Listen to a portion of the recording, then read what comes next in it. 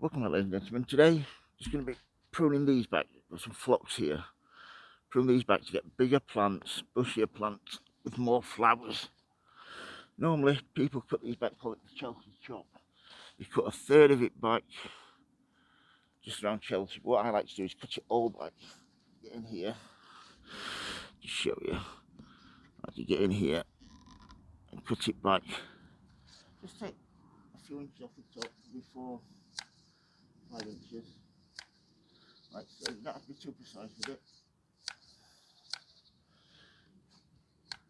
So what will happen to this then is, this will, just show you here,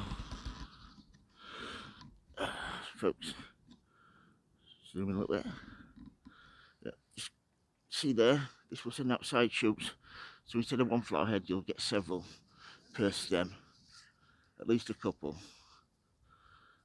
So yeah, that's how I like to do it. Like I said, you can leave it later on. I like to do it this time of year, then it's all sorted. It gives the other plants time to grow next to them. These will come back lovely and strong with some amazing flowers on them. Got another one just to do over here.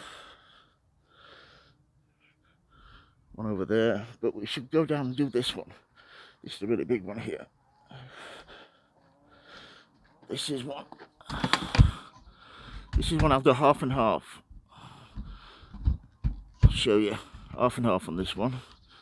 So, should do it diagonally. So we shall, like so. So I will get half the flowers.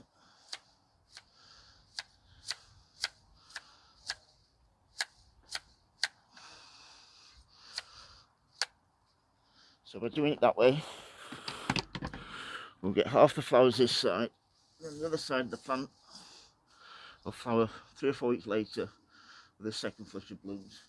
That way, you're extending your flowering period, you've got healthier plants, you get some nicer airflow through this, stop powdery mildew, that sort of thing. So yeah, that's how I like to prune my phlox, to get more flowers and a longer flowering period. Bigger, better and healthier plants. If you've got any questions about anything growing in my garden, please don't hesitate to ask, folks.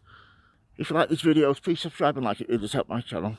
Thank you very much for watching, everybody, and please keep safe. Thank you. Bye.